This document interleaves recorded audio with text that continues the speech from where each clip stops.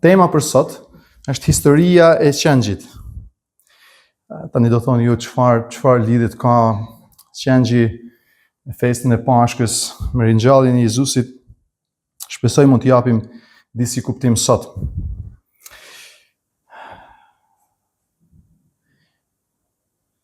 Ne na pëlqen gjithve që jemi këtu, besoj, na pëlqen jeta, na pëlqen të jetojmë, prandaj edhe shkojmë shkollë, punojmë, luftojmë, merrna me angazhimet tona sepse kemi qejf të jetojmë. Nuk na pëlqen vdekja. Vdekja në fakt për racën njerëzore, për natyrën njerëzore është e panatyrshme. Për ne sepse ne u krijuam në fillim dhe atë çfarë kishte Perëndia në mendje ishte që ne të ishim përjetshëm, të jetojmë për jetë. Të flasësh fakt për vdekjen është tabu në shoqërinë tonë, jo vetëm në shoqërinë tonë. Mund të shkosh në të gjithë botën, si në fiset më të izoluara të xhunglës, apo edhe në lagjet më të pasura të kamura të botës perëndimore, dhe se nëse qëndron në këto vende, pavarësisht ku do jesh, ose qëndron përpara varreve, qofshin ato varre në një kishë katedrale në mes të një qyteti të madh, zakonisht i kanë varret në afër kishës, apo nëse shkon të varret në pyllin e dendur të Amazonës, a kudo që të shkosh. E mrusi i përbashkët për gjithë ata që qëndrojnë përpara varreve është pikëllimi apo trishtimi. Të qëndrosh përpara varreve, pavarësisht ku janë varret, a janë në xhungël apo në një qytet famshëm, është trishtimi apo pikëllimi.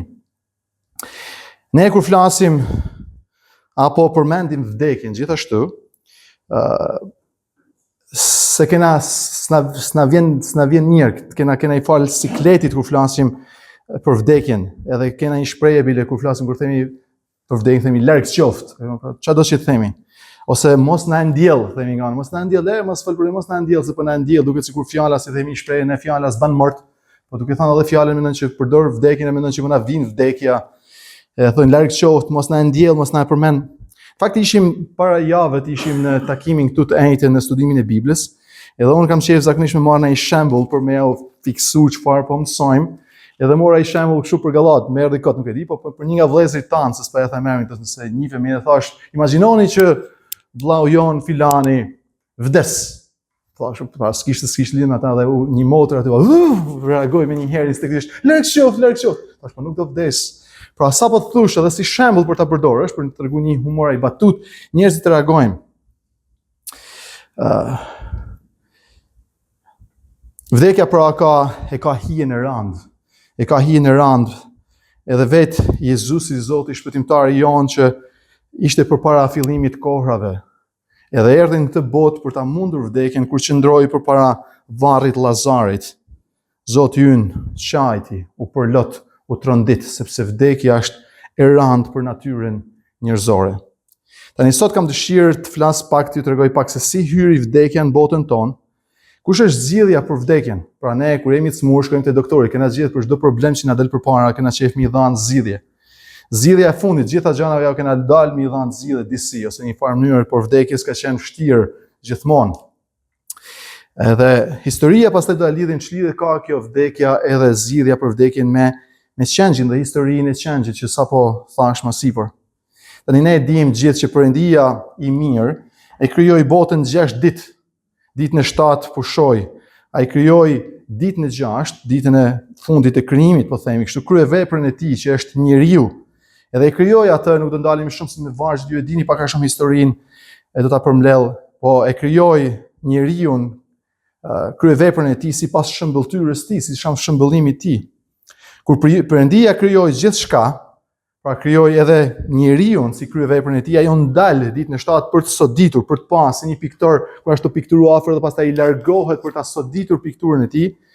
Edhe pa që gjithçka ishte mirë, në fakt ai kur u ndal dhe shikoi tha, gjithçka atëherë Perëndia pa të gjitha ato që kishte bër dhe ja, ishte shumë mirë.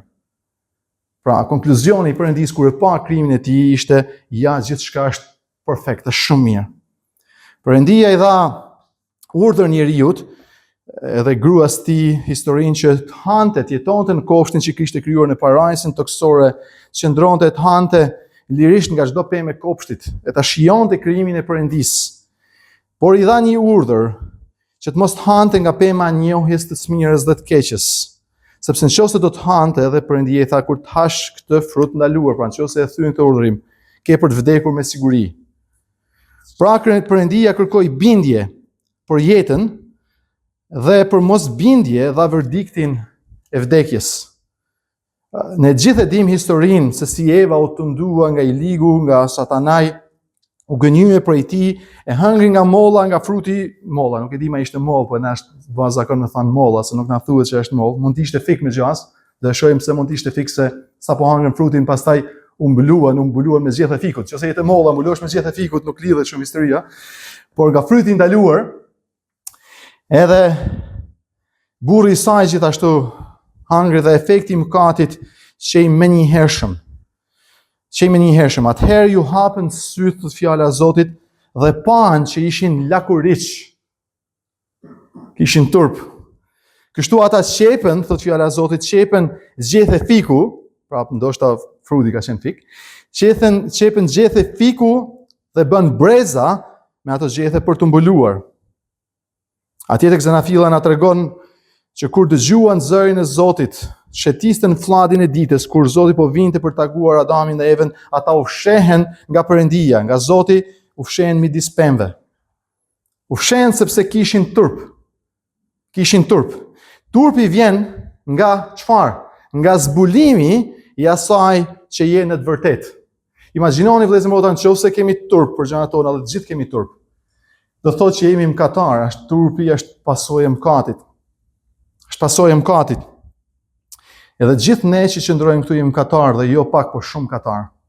Imagjinojeni që do të jepej një ftesë e detyrueshme disi, për dalë përpara këtu me mikrofon dhe për të na treguar jo gjithë ditët e jetës tone, po vetëm dje, çfarë ke menduar, çfarë ke parë, çfarë ke thënë, çfarë ke bërë. Sa i turpëruar do të ishe sot përpara nesh. Njëherë ndje një turp dhe ju fshehen Zotit, sepse Zoti është i shenjtë. Ata u munduan të fshihen e ta mbulojnë mëkatin e tyre. Edhe disi u munduan për të bërë këto breza për të mbuluar lakurësinë e turpin e tyre. Por Zotit nuk mund t'i fshihemi, vëllezër e motra. Zoti shikon jo vetëm dukjen e jashtme. Zoti shikon zemrën tonë. Perëndia shite përtej përpjekjeve të tyre të kota për të fshehur.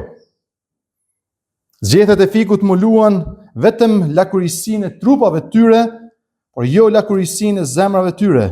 Zemrat e tyre ishin plot me mëkat, me mosbindje, me mosmirënjohje në fakt, për aq shumë që Zoti kishte bërë për ta. Dhe vdekja hyri në botë e ushtri tek gjithë raca njerëzore, nuk do ndalem shumë. Ata vdiqen pra shpirtërisht dhe fizikisht filloi numërimi mbrapsht për ta. Ata munduan të mbulojnë si tashmë sipër, si jashtëmi, por së brendshmi s'mund të bënin asgjë për të larguar apo për të shpëtuar pasojës së mëkatit të tyre. Dhe Perëndia në fakt Perëndia refuzon çdo përpjekje tonën, dëgjoni këtë. Perëndia refuzon çdo përpjekje tonën njerëzore për ta mbuluar pavërtetën dhe padrejtësinë dhe mëkatin. Ai refuzoi veshjet e tyre me zgjethe fiku, apo mbulimin e tyre me zgjethet pra që kishin kryer me këto brezat. Vetëm Perëndia mund të siguronte një veshje të pranueshme për ta, të paktën për momentin. Vetëm Perëndia mund të krijojë ose mund të bëj, apo mund të sigurojë një veshje të pranueshme për ta. Zanafilla 3:21, një varg shumë interesant që ndoshta nuk e keni lexuar ju në Bibla tuaj, nuk e keni vure. Thotë, pastaj Zoti Perëndi i bëri Adamit dhe gruas tunika prej lëkure. E i veshji ata apo i mbuloi ata. Dëgjoni këtë varg. Zoti Perëndi i bëri gruas, Adamit dhe gruas tunika prej lëkure. Ata u mbuluan me zgjethe fiku. Perëndia krijoi tunika lëkure. Lëkura vjen nga kush? Nga kafshët. Dhe ky ishte një ilustrim që mëkati sjell vdekje. Ata s'kishin parë vdekje me parë me sy. Ato përballen me gjas, me vrasje një kafshë, një qengji. Dhe duhet këtë qenë për Adamin dhe për Evën një përvojë rëndësishme, të shihnin gjakun që derdhej në tokë, në grah dhe shikonin këtë kafsh në grahmat e fundit të jetës, duke kuptuar ata, duke parë këtë realitet, duke kuptuar realitetin apo gjendjen e tmerrshme që sjell mëkati dhe vdekja. Te Levitiku një varg thot atje që pa derdhur gjak. Pra, tek gjaku është jeta dhe pa derdhur gjak nuk ka shlyrje apo pastrim të mëkatit. Perëndia flijoi një kafsh që ata të mund visheshin apo të mund mbuloheshin. Pastaj shohim një histori tjetër, pra shohim këtu kafshën e parë flijuar apo qengjin e parë flijuar. Pastaj shikojmë historinë jo vetëm të mbulimit, po historinë e zëvendësimit apo të flimit zëvendësues. Dhe dim pak a shumë që ose keni lexuar në herë shkrimin e Dhjetën e Vjetër, historinë e Abrahamit.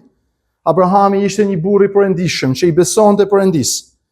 E kërkoi për një djalë për shumë vite dhe kur ishte 100 vjeç, gruaja e tij shumë e vjetër, Perëndia ju dha një bir, Isakun.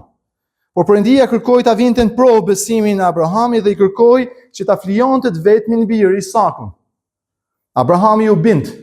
E çoi Isakun në malin e Moriave, e bëri gati, e vuni në altar dhe e bëri gati për ta flijuar. Na thot Zanafilla 22:10.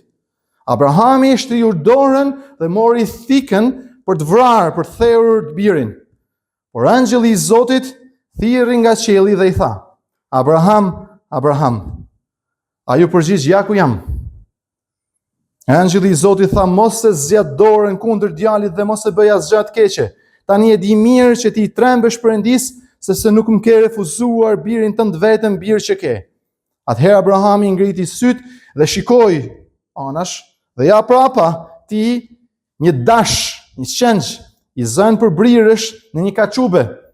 Kështu Abrahami shkoi e mori dashin e tij dhe ofroi si sakrificë në vend të birit. Atje gjithashtu pati një vdekje në këtë histori. Por ishte dashi në vend të Isakut. Isaku u lirua sepse dashi u flijua, sepse Perëndia siguroi një qengj, një zëvendësues. Jo vetëm një mbulues, por një zëvendësues. E pastaj në historinë e Biblës shohim pashkën hebreje. Angjëlli Izraeli është në skllavërinë e tmerrshme të Egjiptit. Ata i kthasin Zotit për çlirim.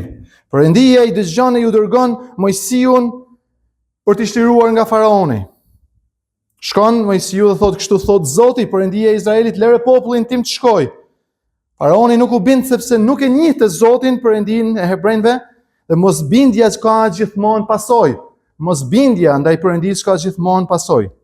Ne e dim historinë se si Perëndia dërgoi 10 plagët në Egjipt, ku e 10-ta ishte e tmerrshme dhe më tragjikja.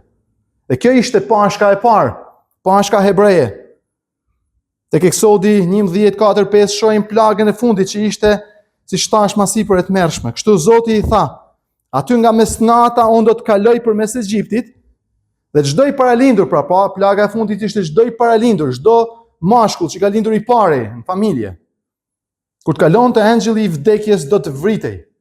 Zoti i thotë që nga biri i faraonit deri te i biri i pastruesës apo i shërbyesës fundit. Të gjithë fëmijët hebre, për të shpëtuar këtij dënimi apo këtij kalimi të angjëllit të vdekjes, angjëllit të Zotit, duhet të flijonin një qengj, qengjin e pashkës, dhe me gjakun e tij të lyenin shtalkat dhe arkitraun e derës tyre. Eksodi 12:13 thotë: Dhe gjaku do të jetë një shenjë, pra Zoti thotë Mojsiut se gjaku i flimit, gjaku do të jetë një shenjë mbi shtëpinë tuaj ku ndodheni.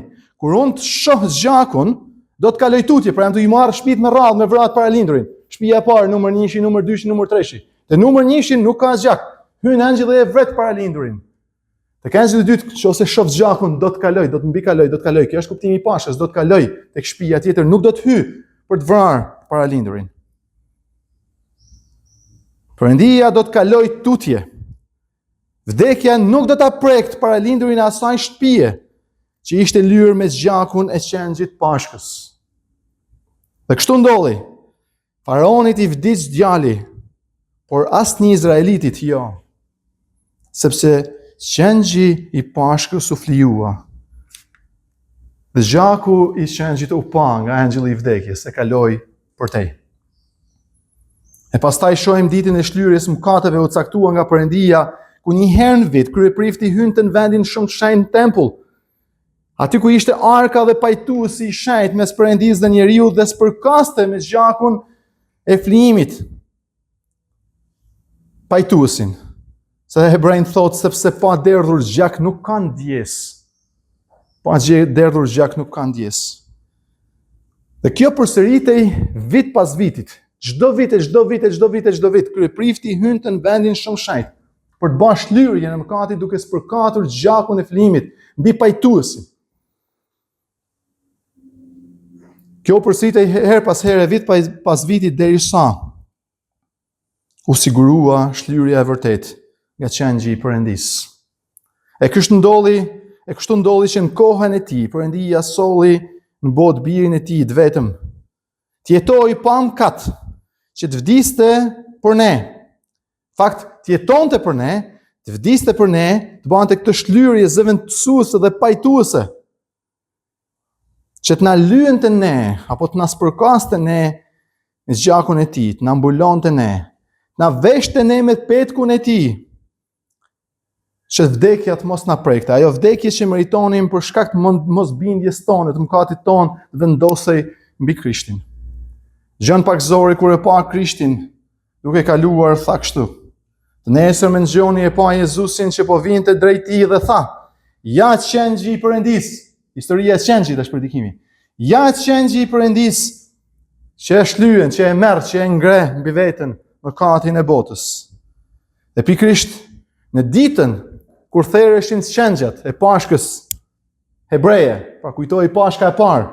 Në ditën kur thereshin qengjat në kujtim të Pashkës parë, Jezusi u kryqëzua për ne. Hebrejt 10:4 thotë sepse është e pamundur. Pse u kryqëzua Jezusi? Pse nuk vazhdon ky ritual? Prap. Hebrejt thotë sepse është e pamundur që gjaku i dembave apo i cepëve ta heqë mëkatin. Pak Jezusi u qua në kryqëzim. Profeti Isaia thotë që ai shkoi si qengj që dërgoi në thertore. Ai është qengji i Perëndisë, si një qengj që dërgohet në thertore. Nuk e hapi gojen. Shkoi vullnetarisht që të vdiste për ne. Hebrejt 9:12 thotë por Krishti hyri një herë për gjithmonë në shenjtore, jo me zgjakun e cepëve, jo masi kryeprifti me zgjakun e një kafshë, të një qengji, por me zgjakun e tij, me zgjakun e qengjit Perëndisë. Me zgjakun e vet dhe fitoi për ne një shpengim përjetshëm. Apostulli Pjetër thotë, ne jemi të shpenguar, jemi të penga mëkati, po jemi shpenguar, jemi të çliruar nga zgjaku i çmuar i Krishtit, i qengjit pa tmet, i qengjit Perëndisë pa tmetet pa njoll.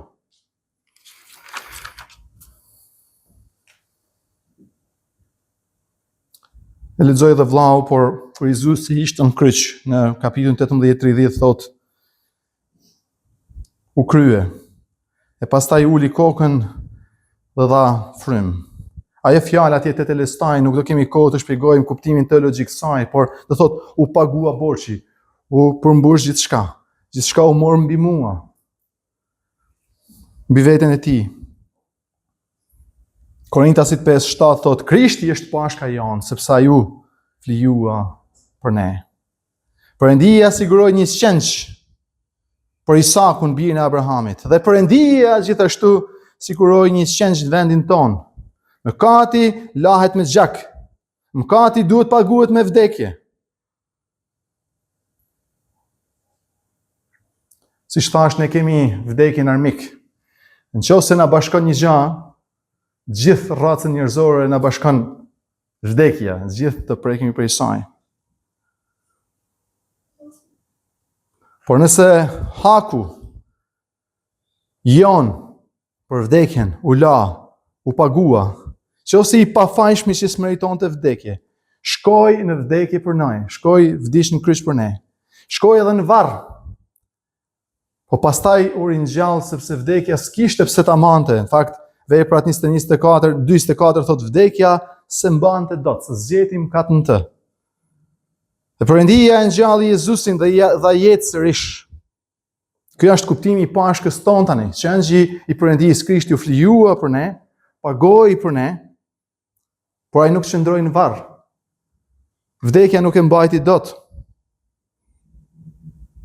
Dhe Perëndia e ringjalli Jezusin dhe i dha jetë sërish, duke treguar se Perëndia e pranoi flijimin e tij, që flijimi i tij ishte i duhuri, që drejtësia e Perëndisë në vdekjen e Krishtit në kryq për mëkatarët u plotësua, që borxhi që kishim ne u la për i Krishtit.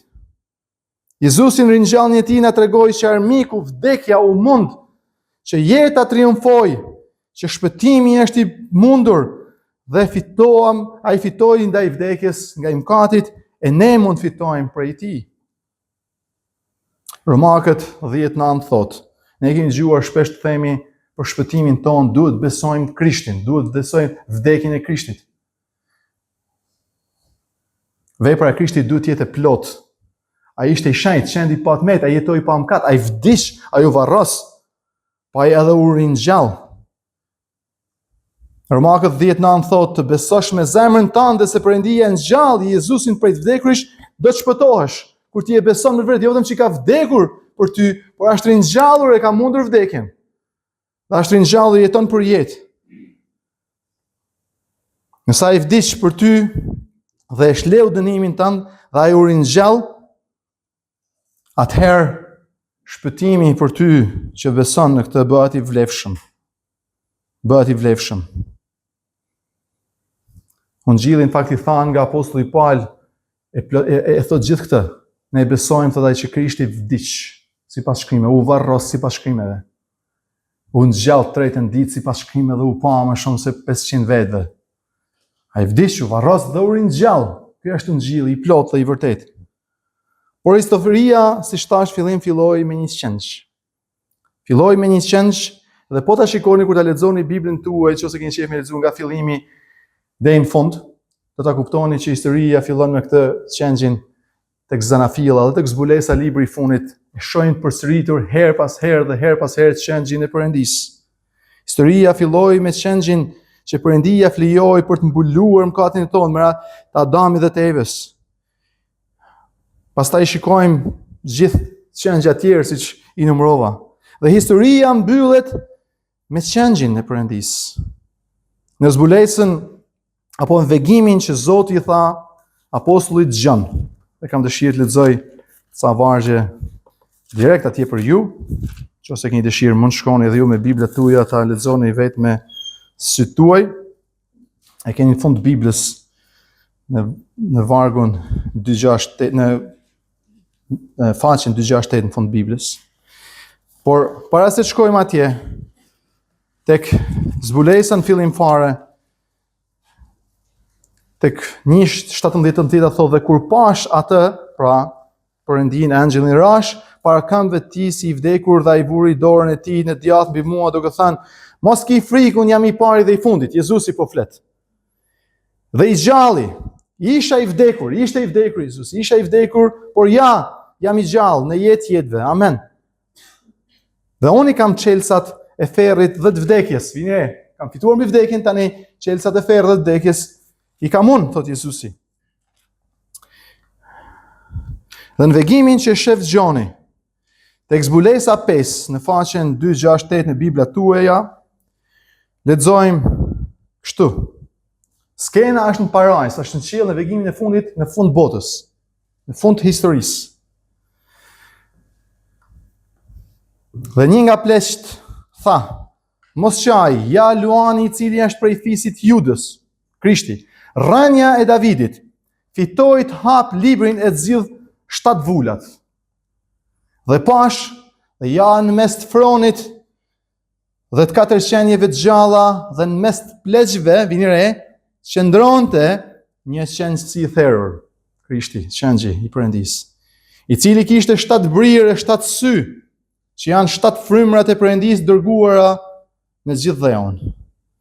Dhe erdhi e mori librin nga djatha e tij, që rrinte ulur mbi fron Perëndisë, dhe mbasi e mori librin të 4 qenjtë të gjalla me një zë e të 4 pleqë të ranë përmbys përpara qenjit, duke pasur secili një qeste dhe kupat arta plot me tinjan, të cilat janë lutjet e shejtorëve, dhe i këndonin një këngë të re, duke thënë, I den jetë marrësh librin, e të hapësh vullat e ti, sepse ti u there. Dhe nëpërmjet gjakut tënd na bleve, gjakut tënd na bleve, për Perëndin, prej çdo fisi, gjuhë, populli e kombi, dhe na bëre mbretër dhe priftër për Perëndin ton, dhe do të mbretërojmë mbi dhe. Dhe pash dhe dëgjova zërin e shumë engjëj rreth e qarkfronit, qejve, gjalla dhe pleqë, dhe numri i tyre ishte 10.000 dhe 10 mirash, që i thoshin me zot mall, i denj e shqengji, vini sa e përdorë shqengji, i denj e shqengji i therur të marrë fuqi dhe pasuri dhe urtësi dhe forcë dhe nder dhe lavdi dhe bekim. Dhe çdo krijesë që është në qiell, mbi dhe në ndë dhe ato që janë në det, të gjitha gjërat që janë në to, dëgjova që thoshin: Ati që rri mbi fron, Perëndis, dhe të shëngjit, i qofshin bekimi, nderi, lavdia, sundimi për jetëve. Dhe të 4 qenjet e gjalla thoshin amen, dhe të gjithë dhe të 24 pleqë të ranë për mbys dhe adhuruan të që rrinë fron në jetëve. Të dashur, nëse thamë në fillim që mëkatin e kemi të përbashkët dhe rezultatin e saj vdekjen, atëherë duhet dim një gjë në këtë pashk, që jetën e përjetshme atëherë mund ta kemi të përbashkët vetëm shëngjin e Perëndis, që jetoi, që vdiq dhe u ringjall për ne.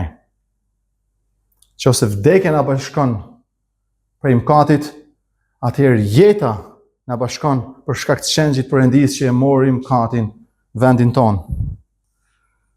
Pashkët janë këto, që në kohën e pashkës parë, kur therën shëngjat Krishti biri Perëndis vdiq, e të tretën ditë u ringjall. Këtë kemi të përbashkët gjithë ata që besojnë. Jetën, faljen, ringjalljen, për jetësin, për shkak të Krishtit, për shkak të shëngjit Perëndis. Nëse do të kesh jetë, nëse do të triumfosh edhe ti mbi vdekjen, beson shëngjin e Perëndis. Ai siguroi, ai u flijua për ne, ai u ringjall për ne. Dhe sfundi, vetëm sfundi, 2 vargje tjera nga zbulesa 19. Do vinë koha që në qiell do bëhet dasëm, dhe do bëhet dasma e shëngjit. Dhe nusja e shëngjit është kush? Jemi ne, është kisha. Janë ata që besojnë në vdekjen dhe ringjalljen e Krishtit. Shohim tek 19, kapitulli 19 thotë: le të gëzohemi dhe të ngazëllohemi, le të japim atij lavdi, sepse erdhi dasma e shëngjit. Vini re, dasma e shëngjit. Historia fillohet, hapet me shëngjit dhe mbyllet me dasmën e shëngjit. Sepse erdhi dasma e shëngjit dhe nusja e tij bëri gati vetën e saj, kisha. E vargu 9. Dhe më tha: shkruaj, lum ata që janë ftuar në gostinë e dasmës së shëngjit. Dhe më tha: këto janë fjalët e vërteta të Perëndis. Edhe një herë, dasma e shëngjit po afrohet. Në dasmën e shëngjit do të jenë vetëm ata që janë larë, janë mbuluar, janë pastruar nga sakrifica e shëngjit që vdiq dhe u ringjall. Ai është shëngji i Perëndis që është ulur në djathën e Atit, do të kthehet një ditë për ta marrë kishën e tij. Dasma po bëhet gati. Dhe më tha: shkruaj, lum ata që janë ftuar, në gostinë e dasmës së shëngjit. Dhe më tha: këto janë fjalët e vërteta të Perëndis. Lum ata që janë ftuar në dasmën e shëngjit. Sot të kuptojnë që shëngji i Perëndis është Krishti. Vdiq dhe u ringjall për ne. Gëzuar Pashkën e Zotit ton Jezu Krisht. Le të lutemi bashkë.